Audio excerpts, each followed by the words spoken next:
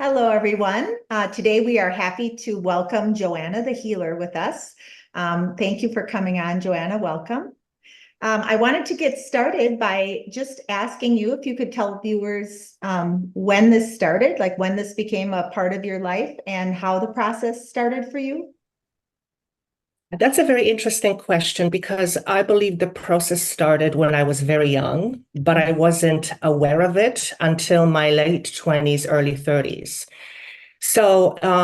Many people, channelers that I've spoken to, have had experiences in their early childhood. They've seen ghosts, they've seen spirits. I have no recollection of that whatsoever. I feel it's because I was living in so much fear. It would probably open a doorway that would scare me even more. That's just my logical thinking. But there were a few moments as I look back in my life. Sorry, I'm just looking away to concentrating. There are a few moments that as I look back in my life at a very young age that made me go, that's an interesting thought I had at 5 years old. And the very first thought I remember was I was about the age of 5. Lots seem to have happened around the age of 4, 5, 6, 7, somewhere there. And I remember being in a forest with my mom and her friend, and we were picking flowers. And I think the flowers were lily of the valley. That's somehow significant. And I remember picking the flowers, and I said out loud, "The greatest threat to Mother Nature is a human being." Mm. And we just kind of left it. And then years and years later, I thought, oh, well, that's an interesting thing to say at 5 years old. So I've had these moments of clarity, I think. So that's the first thing. The second thing was at around the same age. I remember exactly what I was. I was in Poland because that's where I'm from. I was in the kitchen cleaning. I was very sad because I was typically a very sad child. And I remember saying, God, why am I here? And again, my perception is that a typical kid doesn't ask these questions. I mean, maybe they do, maybe they don't. I Yeah. didn't think they did. And that was kind of it. I don't remember receiving an answer. I don't know if I was actually looking for an answer, but that was a question I posed. The other thing was that I've always been fascinated with aliens. It's like I was stuck to a glued TV from a very, very young age, just fascination with aliens. Those were kind of the things that as I looked back when I was older, I thought, I think I was getting glimpses of aspects of me that I wasn't consciously aware of what they were. Mhm. The other thing I remember was that I always said, I want to be a teacher. Now, when I said that I want to be a teacher, my concept of a teacher was you go to school and the teacher has control over what marks they give you. So that was my concept of a teacher. And then I went through life. I went through a lot of, turmoil like life presents to you. And at about the age of 29, my son was about 6 months old. I was in my bedroom. My husband and I were in a process of separation, and I was about to fall asleep, and I was laying on the bed, and I felt this force trying to open my eyes. It wasn't painful, but it was definitely like somebody was trying to pry my eyes open. So I sat up, I opened my eyes, I looked to my right, and right there in front of me, there was a being standing full on 3D. And the best way that I can describe this being is I felt it was a male, although I didn't see his face because he was wearing a robe like a monk would wear with a hood. He was standing to the side, so I wasn't able to see his face. I know exactly what he was wearing. The robe, he had a like a cord around his waist, not cord, but like a cord around his waist. And he was holding this white book. And my focus went into this white book, and I know that it was somehow important for me to see this book. But how I felt in that moment, I could describe it. The only way I could describe it was total bliss. It was something I have never felt before in my life. It was almost non-human. And it's something I don't know if I'm going to feel again. I've had moments, but not like this. And everything in my room suspended. It just became still. And I remember just sitting there watching this being, and we were just watching. There were tears running down my face, not because I was sad. I guess my body was just releasing, and my body was vibrating, but how I felt was out of this world. And I wasn't sure what was happening, but I had no thoughts. I had absolutely no thoughts. I was just absolutely being. And I remember thinking to myself later, if I felt like this every day, life would make no sense. Nothing would make sense because I had zero attachment to anything. And I don't know how long it lasted, probably a few seconds. I have no idea because the concept of time was completely gone. Mhm. And from there on, my life kind of catapulted forward. So I got divorced. It was a messy divorce. We battled for a long time. And it just kind of put me on a path of wanting to explore spirituality.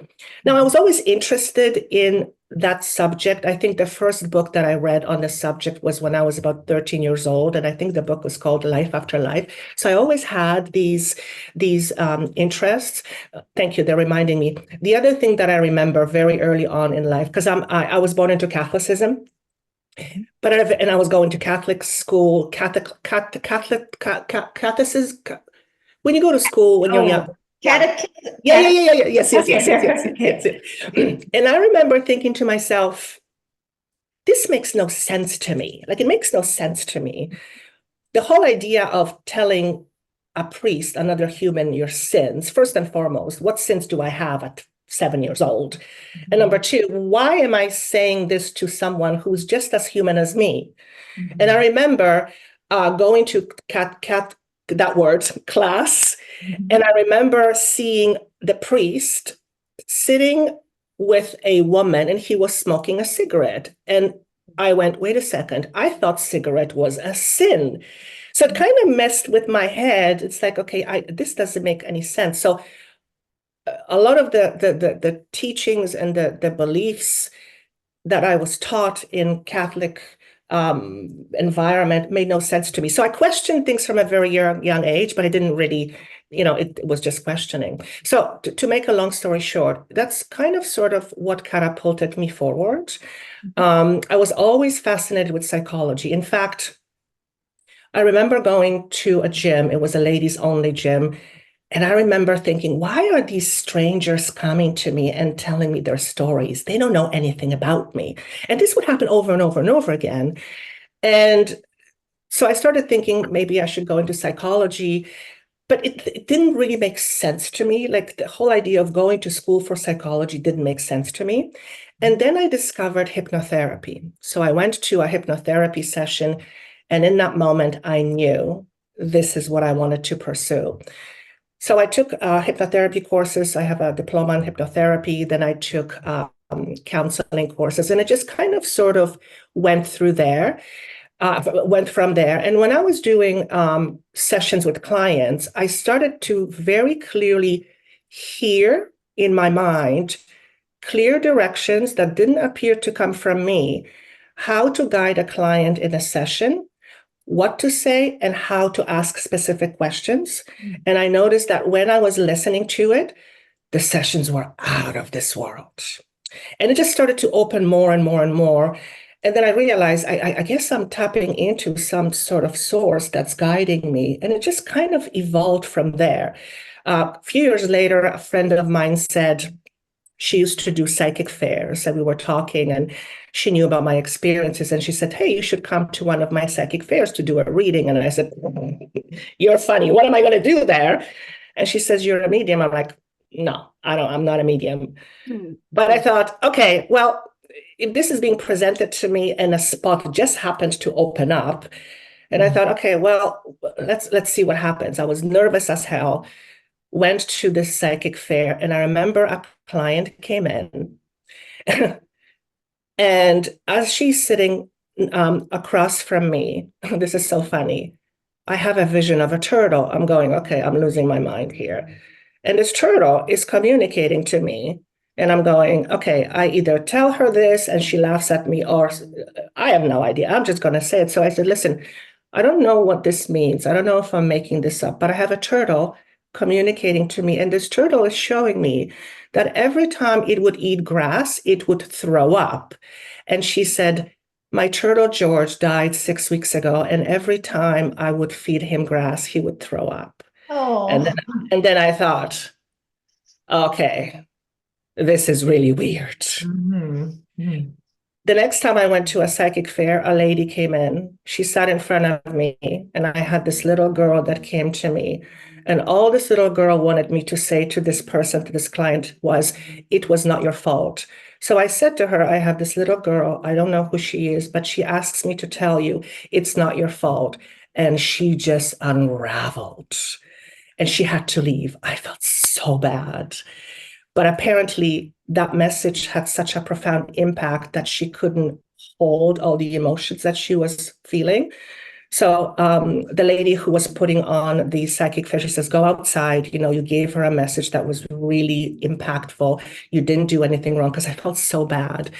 And I came back and I kept going on. So those were the things that kind of told me, okay, even though I don't necessarily believe that I do this thing, whatever it is, it seems to be creating a profound impact in a very positive way. So it Mhm. just kind of evolved from there.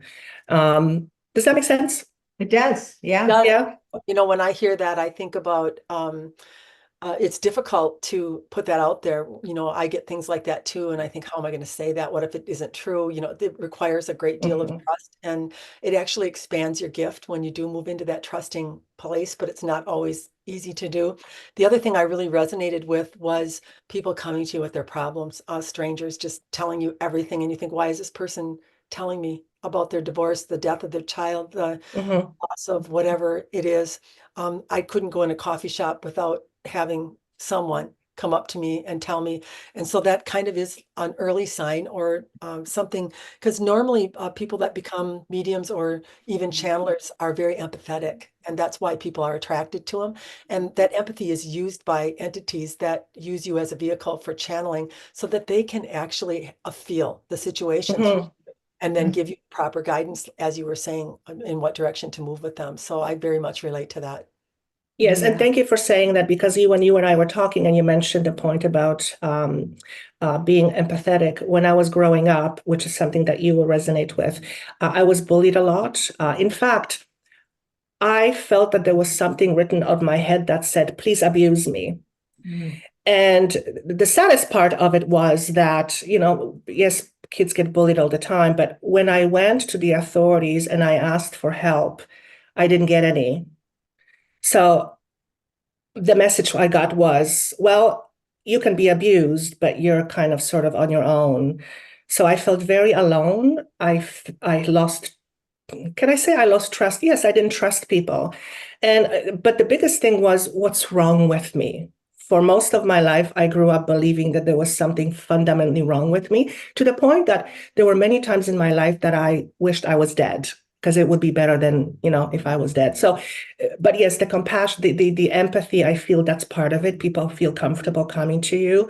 And I don't remember what it is that I was saying to them, but whatever was coming out of my mouth, they would say, oh my God, I don't know why I said this to you, but I feel so good. Yeah. So, Yeah. so just the magnet, I guess. Yeah. Yeah. It really seems, and I'm sure it's not the case with everyone who does channeling or mediumship, but it sure seems like so many people's stories are like yours, where they've had a difficult childhood, or they felt like a loner, or they weren't full of confidence. And it Yeah. just seems like it's almost a life pattern or plan that really precipitates Yeah. I that. mean, I actually got bullied and picked on. I was chubby and overweight and Same. experienced a lot of picking on and insults. And I would be never share it with my parents, because I was humiliated. I thought that there was something wrong with me and that I probably Yeah. deserved what was coming at me.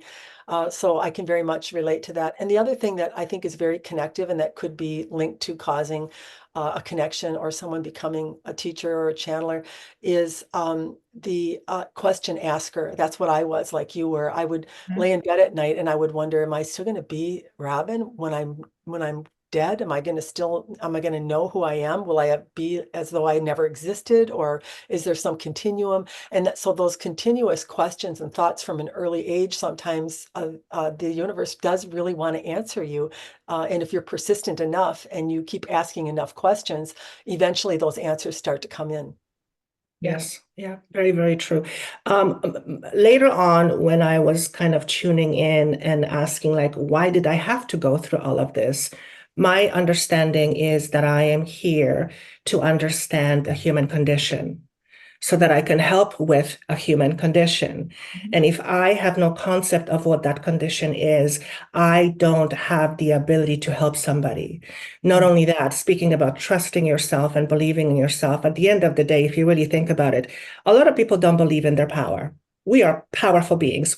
Everyone knows that conceptually, but not many people wear it. And there is a difference between having a concept and then embodying that concept. So for me because I believe it's been told to me in many different versions what my purpose is. I believe my purpose is to help people wake up to the reality of who they really are.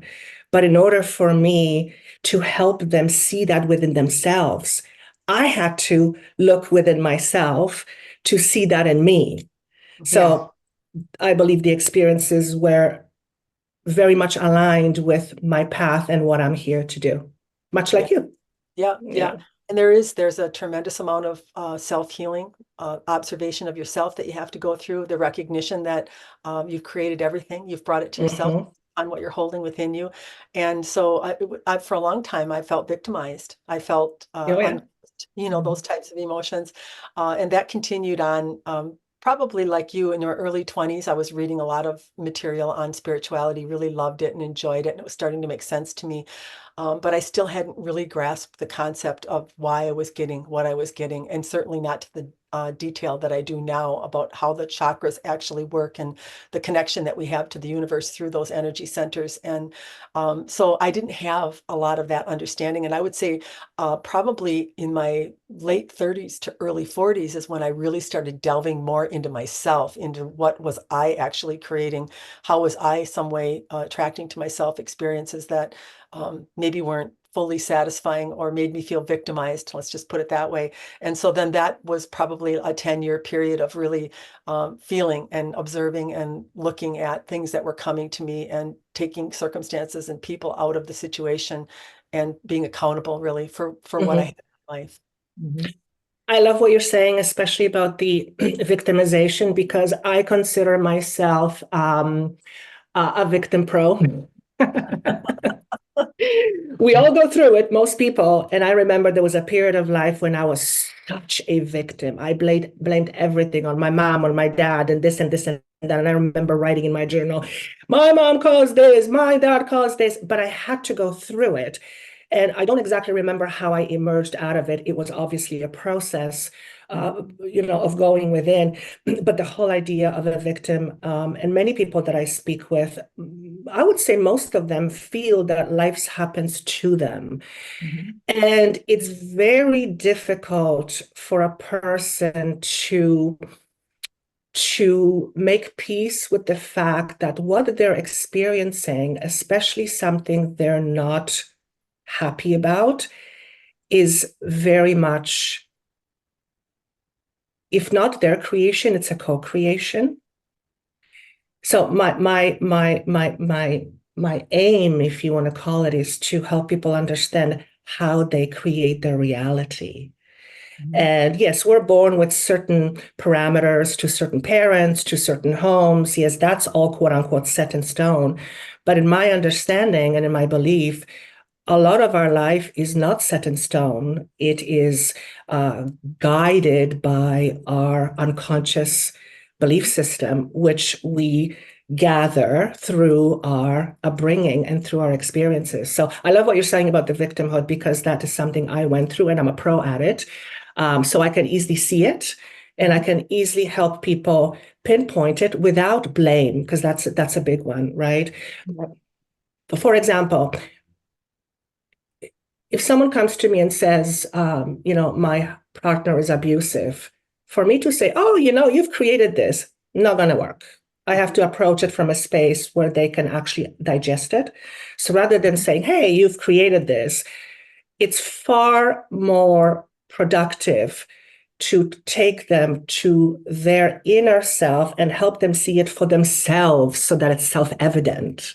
So it's not what I tell them, but it's what they experience. And once they see it, that's like, that's where everything opens up. So that's when they clearly can see that, yes, a big part of what they're experiencing is very much tied to their belief system. The only problem is that that belief system has been covered up and not seen. And once it's seen, it can be shifted and changed. So yeah, very powerful.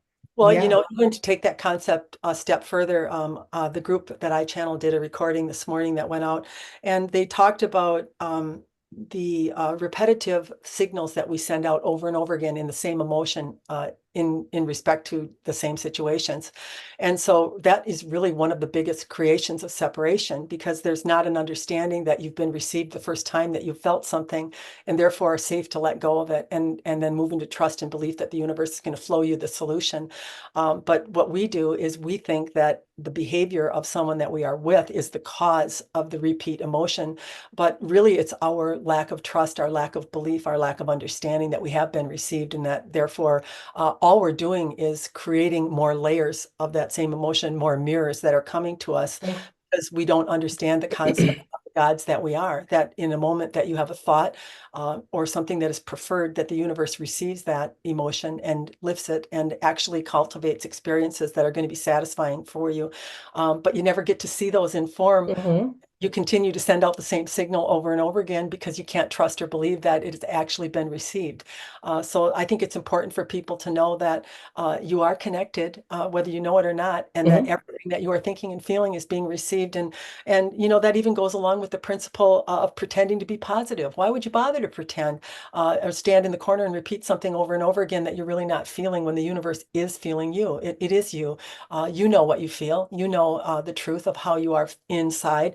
And it's important for people to understand that the universe knows that too, and therefore there's no reason to pretend to feel something else, because you are being received. Yeah. I often say your human mind will tell you 1,000 lies, and you can actually believe in all of them, but your energy will never lie. And the That's moment true. you tap in, and emotion, feeling is energy.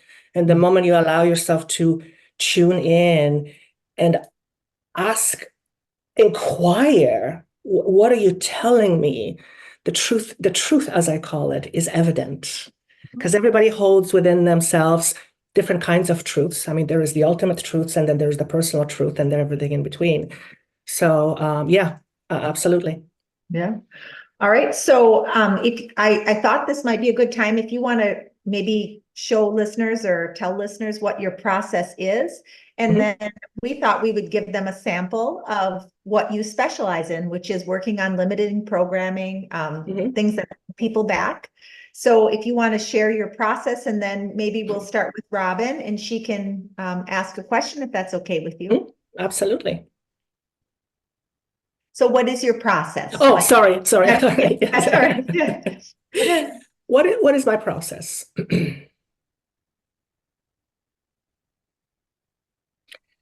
First and foremost, my aim is to help people identify their inner blocks. Okay. What is a block? Block is essentially an energy that's stuck and it's unable to flow. It creates certain feelings, emotions, and it creates triggers.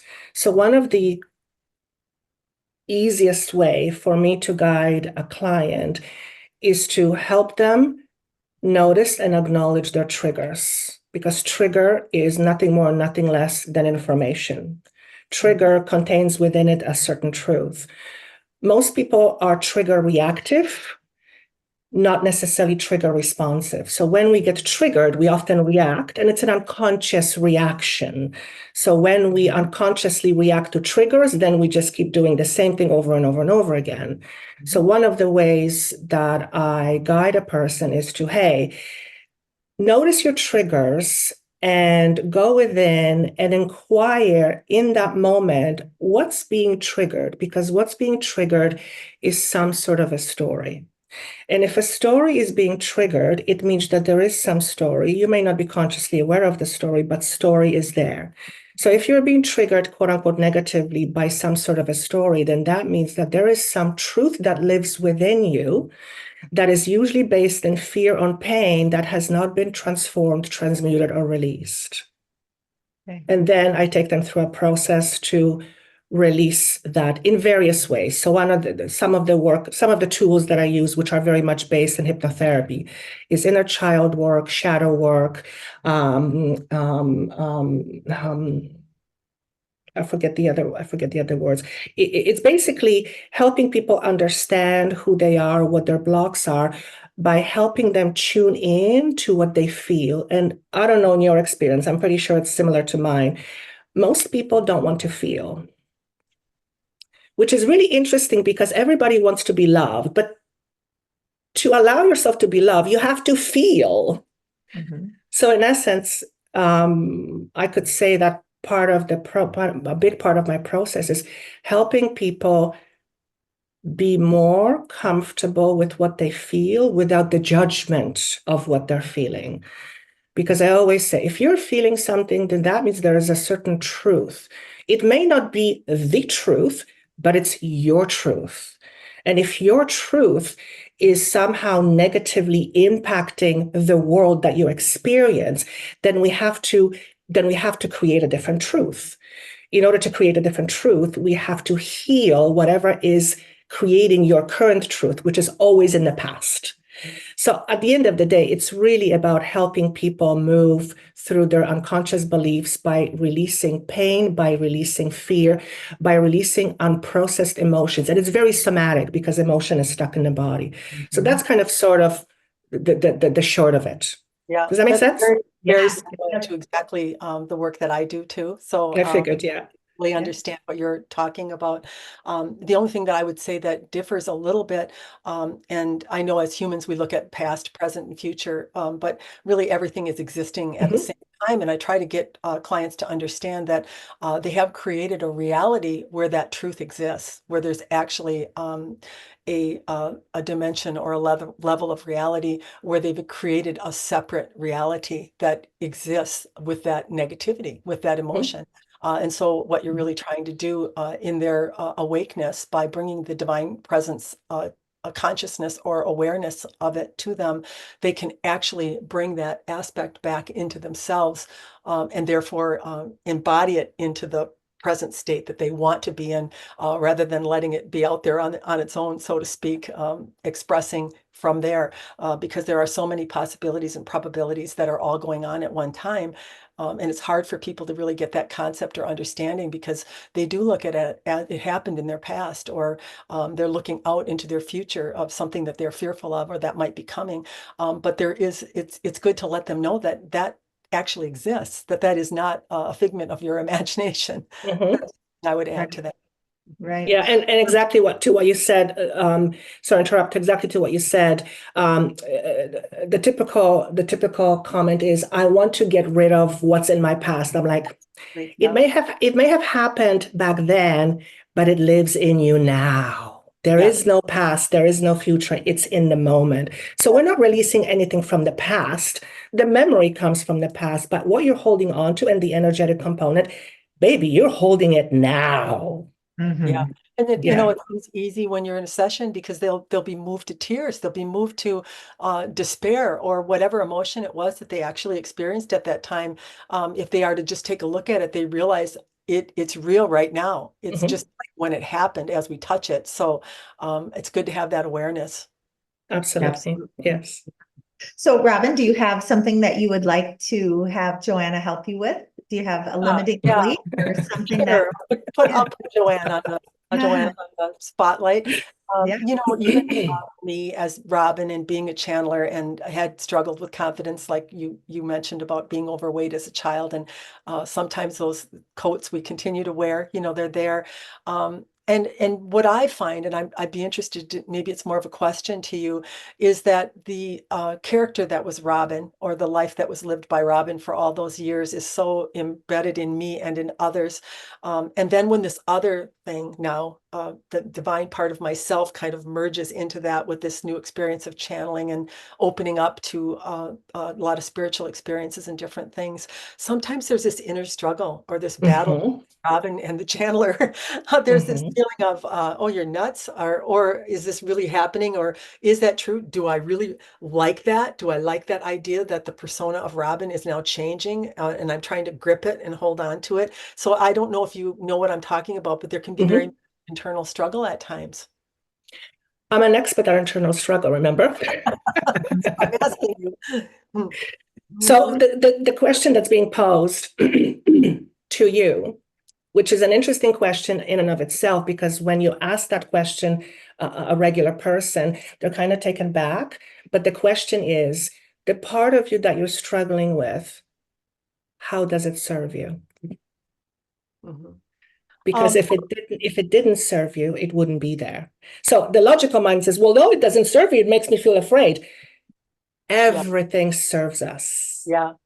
Yeah, and I think, and that's a very good answer, because immediately what comes to me is not being seen, is to be more in the background, or not brought Yes. into myself. That's pretty much how I lived my life. And I was very So much a people pleaser, somebody that didn't want Mhm. anyone to be unhappy or uncomfortable. And so if I had a differing opinion, often I would just keep it to myself, because I didn't want to impose that on someone. So that's probably part of it. Yeah. So that part of you is very much helping you feel safe. Hmm. It's helping you feel safe. So what's happening in this moment, and I mean, you know yourself very well, but this is how I would speak to a client. So if you're identifying a part of you that's seemingly working against you, but now you're realizing, hey, wait a second, it's not my foe, it's my friend. All of a sudden, what's happening, you're moving from this to moving into this. So the next question I would have is, what in your view is negative about being seen? What's wrong with being seen? Hmm. Um, it's more, I guess it's kind of evolved more, not so much into the worry of being seen. It feels like an internal struggle between the part of me that's doing the channel, and then the part of me that was known as Robin. It's almost like there's a dying off of the human aspect to some degree. And it almost feels like Mm-hmm. it kicks up its heels to that. Like Mm-hmm. I want to go back to being just the old way, or the way that I was known as. Yes. And and it's not that that's necessarily something that's going to make me feel safer or better. It Mm-hmm. feels like a pull. I don't know how to explain it, Mm-hmm. putting it into words. No, I love this dialogue. So the question is, this part of you that is still trying to protect you is very much part of your identity. It's there for a reason. Here's an interesting question. Who are you without it? Different than what everybody expects, probably. So we're talking about Different an than expectation. what people are used to. So it comes back down to that, Yes, wanting people to be comfortable, wanting yes, to receive me in a way yeah, that yes. their taste, or what they know me as. Yeah, So I think notice what's happening as you're talking right now. There's a feeling that arises. I want you to find it in your body. it's just kind of a tension, a little bit of Where? in the stomach area, just kind of Okay. yeah. So are you open for this? Sure, yeah, Okay, absolutely. so close your eyes. Take a nice deep breath. And I want you to connect with that part of you that feels the tension, that is the tension. And just gently allow yourself to feel that without any judgment. And just bring your awareness to that feeling. So it's coming through in a channeled response. So I'll just do it Mhm. that way, if that's okay. Okay. Yes. Yeah, it is my group channeling. Yeah. How can you go against yourself in something that was used to protect yourself over your entire life? Yeah. Mhm. There was a part of you that was very hurt, very damaged, very judged and condemned for your size and the way that you were received as a child. Yeah. And so then you Mhm. found your way around that by becoming a very good people pleaser and someone that no one ever had objection to. It's the way that you decided to Mhm. define yourself in order that you would be able to exist under this type of duress or stress that you were under. Yeah. And we love you. Yeah. We think you are doing a wonderful job. It's very similar to what Robin does in the work that she does. And actually, this is going to be very beneficial to her that you have allowed us to come forward and answer a question for her, which is something that doesn't happen very often. It was one of the questions we were going to ask you today. Robin struggles a bit in being able to ask herself a question and get the answer. Her consciousness gets peaked. She comes in and she is not able to allow us to occupy her consciousness and then bring forth the answer that she is looking for. But for some reason, today you have found a way around it. Yeah, she's quite surprised by it. We will let her come back in and then you may respond. Yeah. Okay. Thank you so much, Athena. Is it okay if we do this process my way? Yes. Yeah. Mhm. So, Robin, close your eyes and just connect back to that feeling that you originally felt in your stomach when you're thinking about not living up to other people's expectations. Just allow yourself to feel that energy without any judgment.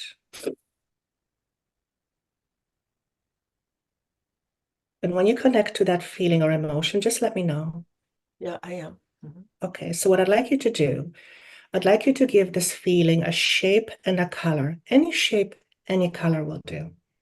I want you to objectify it. For some reason, it's coming as an oval shaped in a black color.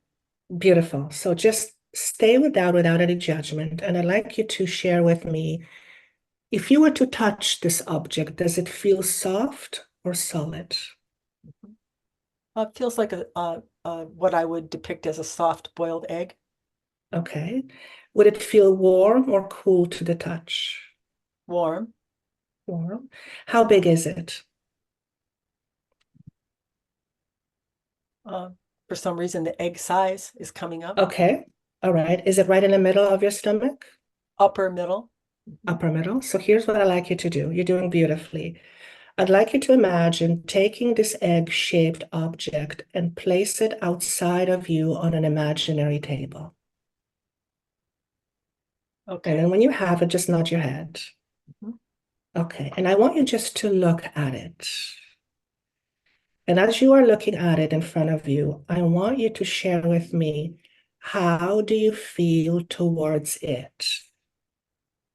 I think it's an awful way for an egg to look. Okay. What else? Uh, it looks diseased or Mm-hmm. not the way that it should. Mm-hmm. Anything else? No? Mhm. Do you want to keep it or do you want to push it away? I kind of like it out. Of course you do. Okay, so just keep looking at this object. And then I want you to imagine that this object in front of you has its own consciousness and it has the ability to communicate with you. And I want you to ask it in your mind this question: what do you need from me, meaning from you? So I'm asking the object what it needs from me. Yes. Mhm. Uh, to be taken back in an acceptable form. Okay. How do you feel about what you heard, what you received? It's kind of funny that it's a soft-boiled egg because I don't like my eggs soft-boiled, Mm-hmm. Mm-hmm. hard-boiled. Mm-hmm. Mm-hmm. Uh, yeah, so I feel like if I could receive it in a new way, then maybe Mm-hmm. brought back Okay, in. so Hard-boiled. what I want you to notice, how there's a part of you that wants nothing to do with it, but it wants be accepted by you. Mhm, Okay. So here's what I want you to do. I want you to imagine standing behind this soft-boiled egg so that you are behind it. mhm. And I want you to see Robin from its perspective. And I want you to tell me, How do you see Robin from that perspective? How does the egg see you, perceive you? Well, what's coming is the same way as I perceived it. Mm-hmm. Do you feel that there is a disconnect? There was, yeah, Yes. not So I preferred. want you just keep looking at Robin from that perspective. And I want you to notice, what does Robin need more than anything? And from this perspective, it's easy for you to see. To just be who she is and not be concerned about how someone else might receive me. Okay, beautiful. So switch your positions. You're Robin again, looking at the egg. And I want you to notice, has this egg changed shape or size or color at all? It's lightning. It has not changed Mm-hmm. or shape. Okay, it's lightning. So I want you to be curious and I want you to ask it, what made it shift? Um, just the awareness of each other. That's a very good step. Now I want you to ask it, why is it there in the first place? What is it showing you about yourself? That protective mechanisms will be put in place when needed. Mhm. I want you to tell it that if it's true for you, that you want to experience more of life than what you are currently experiencing in a positive way. I want you to share that with it. I am. Okay. Ask it if it wants the same thing for you. It does. Yes. So what you are seeing is that both you and this other consciousness part of you ultimately want the same thing. Mhm. Okay. So you are actually aligned. When you hear that, when you see that, when you perceive that, does it make you feel slightly different about it? It does, because it gives me total recognition that recognition is really what changes consciousness. Okay. So you are being seen. Mhm. Yes.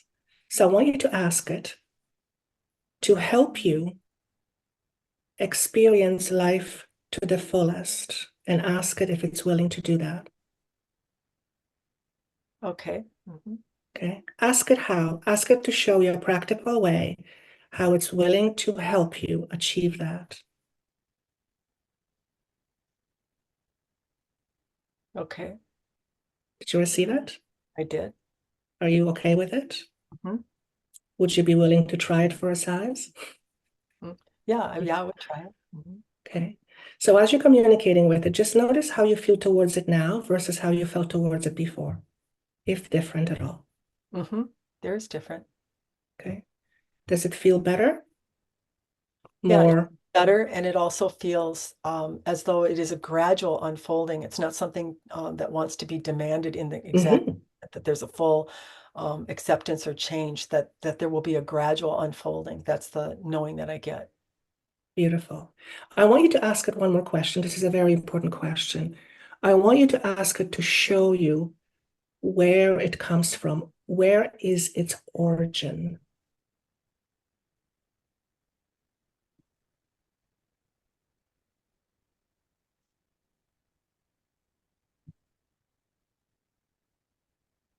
I think it's more lineage. Ask it to show you the very beginning of its existence.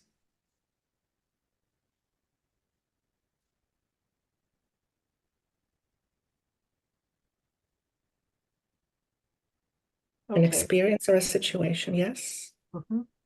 Is it okay that I ask what it is? Are you Yeah. comfortable with that? It's more in my mother's earlier years. Okay. So you're being shown your mother? hmm Okay.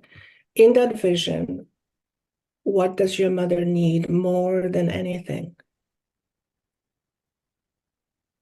Just to be comfortable. She was very Mm-hmm. uncomfortable in her living environment. Mm-hmm. Would you say she was very stiff, is the word that I get? Yeah, she was stiff. Yes. Okay. So thank that part of you for showing you its origin Mhm. and tell it that now that you understand it, you don't need to hold on to it any longer. Yes. And you could even say, okay, I got the lesson. Thank you. Okay, I got the lesson. Thank you. Now, what I'd like you to do is I'd like you to bring that part of you back into your body where it came from, and just notice when you place it back. Notice how different it feels, if at all. Mhm. What's the difference, if I may ask? It feels that, as though it is still there, it still Mm-hmm. exists, it will always be a part of you, Mm-hmm. but not problematic for you. Beautiful. Mhm. So take a nice deep breath. Welcome to a new relationship you have with yourself. Ah, thank you. You're welcome. You can open your eyes. Yeah, that was great. Thank you so much. Oh, you're very welcome. My pleasure. I love doing this work. Very nice. Very Yeah, very productive. nice. No, Go ahead. What were you going I to was say? just gonna say, Robin, you're very in tune, so things come to you very quickly. Uh-huh. With someone who has not done any self-inquiry, that process may take a little bit, and often does take a little bit longer, right? Because people say, what if I'm making this up? What if I'm, and there's a conversation that takes place in order for them to kind of relax to what they're perceiving. So it's Or look at easy that. to work with you because you trust yourself. I mean, you've done this work for so many years. There's a very part of you that trusts.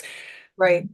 So You know it's there, basically. And once someone else yes. knows it's there, it starts to become easier. Yes. So one of the things that Heidi asked for me to share is like, Joanna, like, what's your thing? And I had to really think about it because there's so many ways I can describe it. But essentially, my aim, my goal, my desire, my passion is to help people live at peace with themselves Mhm. so that Awesome. we are not at odds. We are more in integration. And that's where oneness comes in, Mhm. right? Yeah. Awesome. I was going to ask a similar question to Robin, but since I got so much out of hers, I think I'm going to just shift because I know we're getting short on time, so I don't want to take up too much of Of your course. time. Of course. But my situation is I have I'm sure other people have this too, where I feel like I have this ongoing drainage. So it's like drainage in my throat, or I feel like I'm constantly swallowing. And I personally feel like it is somehow related to ways that I live that maybe are not fully in alignment with who I am. And Mhm. it's almost like the literal swallowing of the saliva is the swallowing of things in my Yes. experience. So I'm wondering if you can help me with I believe it's possible to clear physical conditions out once you have the trust or the faith, but that's my Mhm. struggle is I think it's possible, but then I somehow can't release that from myself. So when it comes, and obviously I would always say anyone who struggles with a physical condition, I am not a doctor. I don't profess to be a Oh doctor. yeah. I don't profess to heal anybody. So I would say to a client, get it checked out because, seeing a person Mhm. on a physical level Yeah. is part of the process, but then there is the energetic process. So what I receive right away from you is exactly what are you swallowing without wanting to swallow? In other words, the saying, just swallow it. So Yeah. what are you at odds with? Um, I think that one thing in particular is that I kind of am at a place where I'm ready to move to um, retirement and some things that I find very exciting. And I feel like my husband and I are in a little bit different place with Mhm. that situation. So I feel like I feel like I'm in a waiting or a holding pattern, and I don't Mhm. love that. That's one thing that comes to mind. So the question, they're taking a slightly different approach with you. It's more intellectual. Give me different words, please. What are you afraid would happen if you made that choice? Well, again, I'm a little like Robin, where I feel I'm a people pleaser and I don't want people angry with me, or I don't want tension or frustration. I want to keep peace. So I Well, feel you're her like sister. I got the same womb. so I do feel like that's a factor for Yes. me. Yeah. Yes. So one of the things you do very likely, and I know exactly how this works because I used to be the same way. Still am to some degree. you likely tend to avoid conflict. Mm-hmm. Would that be true? Mm-hmm. Yes. So what you are doing is you are trying to avoid conflict. What does conflict mean to you? It means like that I feel bad about myself, or I feel like somehow I've intentionally created a situation that doesn't feel good, that Mm-hmm. makes awkwardness, that kind of thing. Okay. So what you're avoiding is a certain way of feeling. Mm-hmm. Mm-hmm. By avoiding conflict, you are trying to avoid how it feels. So what is the feeling that you're trying to avoid? I would say that maybe there's something wrong with me, or Well, maybe I'm. similar story. Yes. Mhm. Okay. Do you believe that there is something wrong with you? I mean, there always are those little doubt moments where those thoughts come through and you think, well, maybe, and then maybe you come to clarity and think, oh no, Mhm. yeah. Mhm. They're asking me to ask you again. Do you believe there is something wrong with you? It's a yes or no. No, I guess in the moment I'm saying no. I don't know if that's true or not. Intellectually, there's Yeah. nothing wrong with you, but there's Yeah. a part of you that believes that Mhm. there is something wrong with you. Again, you guys are sisters, makes perfect sense. Mhm. So, what I would do in your case is I would take you to that part of you that identifies with what is wrong with me. Mhm. I grew up most of my life being told that you shouldn't be this. Why can't you be like this? So, my entire existence well, I've got no value to offer. Right. So that's kind of we took it in an intellectual way, but that's kind of how I would take you. And I know we talked about the time here. So Mhm. so I would invite you to explore how. Okay, tell her how. Okay. So the process that I did with Robin, whenever you think of making a choice or a decision and you are met with the understanding that you and your partner are on a different page, what it will do automatically, it will create a certain constriction in your body. I Mhm. would guide you to connect with that constriction, identify it where it sits in your body, and literally communicate with that part of you very much in the same way that Robin communicated with that part of hers. Okay. And then find a way of doing this versus doing this. Because ultimately that part of you is again helping you. It's trying to help you avoid some unfavorable outcome. Mhm. Now, you avoiding an unfavorable outcome is likely rooted in some unfavorable outcome that you've experienced, but you haven't released yet. Mhm. So it's connecting with your feeling and emotion and with that part of you in order to help and show you where is the root cause of that experience. It usually goes Mhm. back to when we're children, right? So the way I would take you, I would ask you to connect with that inner part of you that would show up at a certain age. It's usually around before the age of 5. Sometimes it's a little bit older, but it often seems to be before the age of 5. And just identify that part of you, the inner child, and just observe her and what she needs more than anything, because there is something that she did not receive when she was growing up. Mhm. What I'm perceiving is what I'm being told is that you grew up believing that you were not good enough. Mhm. Mhm. Okay? So when we feel like we're not good enough, well, if I'm not good enough, then that means that something must be wrong with me. That's again, it's a story. That's a story. So you're still holding on to that story very much energetically, and that still lives within you. So whenever you come up with a situation where a conflict arises, you go right back to that memory, that Yeah, that conscious. makes sense. Yeah. Mhm. So I would just say work with your triggers, because triggers are amazing. They're like wealth of information. And I feel just by slowing down the process when identifying your trigger and like literally going into the trigger and saying, trigger, hey, what are you about? What are you Yeah. trying to show me? What do you need from me? Because ultimately, that trigger is rooted in something that's trying to help you. It's trying to help you avoid some unfavorable situation. And then you do some work with your inner child, shadow work, all that kind of stuff. Does that make sense? It does. Thank you very much. Oh, you're very welcome. And would you like to ask, before we close out, would you like to ask anything to Athena? I'm going to tune in and I'm going to ask what question to ask. Okay. So the question to Athena would be, what would be the best way to overcome an insecurity? So right back at you. Yeah. Yeah. Well, it's coming back to your own teaching, isn't it? Yeah. No insecurity. There is just you that is protecting you from things that made you feel insecure in your past. It is to embrace it. It is to move to the love of self. What is a feeling? It is a choice in a signal that you are releasing to the divine in the way that you prefer to feel. That's what you are doing in your experience. And if something causes you, as you would put it, to feel insecure, then you are to know that. You are to know that I have experienced something in my life that is similar to what I am now encountering, and therefore the same energy is coming up. It is exactly what you had just explained. Um, Sometimes a woman of your beauty, let's use that term, and then the contrast of not feeling accepted as a child is what actually cultivates insecurity.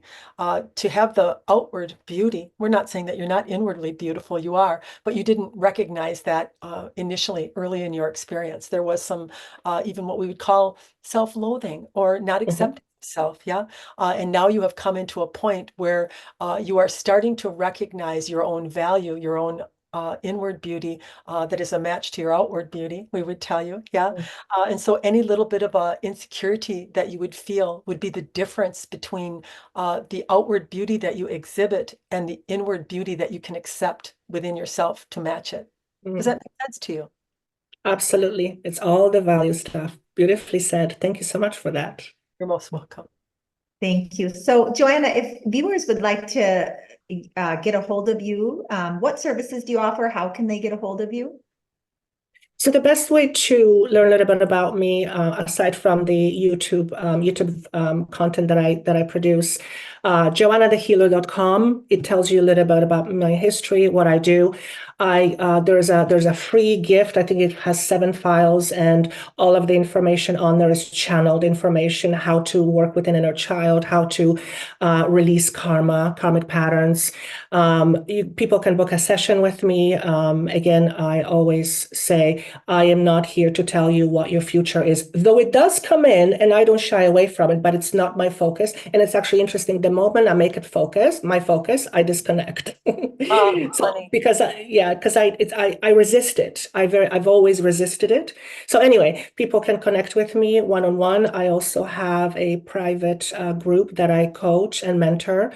And I'm about to relaunch it again, first time in 4 years. So that will be coming up. And I will be creating an 8-week boot camp to help people kind of bring them to up to speed about what we talked about, so that when they join, the higher consciousness gateway is the platform, that they're not just overwhelmed with all the information that comes through. So that's the easiest way. Or they can email me at info@joannathehealer.com. Yeah. And thank you for asking. I, for one, am really grateful to have met you and felt Likewise. like what I got was of a great benefit, and I really appreciate your time in doing it. I'm glad to have been on your podcast, and I hope we meet again someday. I really absolutely hope so value too. what you're doing and really enjoy you as a person. Thank you. Likewise. And I Likewise. also love your process of putting shapes and colors and Yes. dimension to that. That's very helpful. So thank you so much. I mean, who wants a black boiled egg in their belly? Certainly me. Exactly. Yes. All Thank right. you. I feel Thank exactly you. the same way. Thank you so much, ladies. Thank you. Have a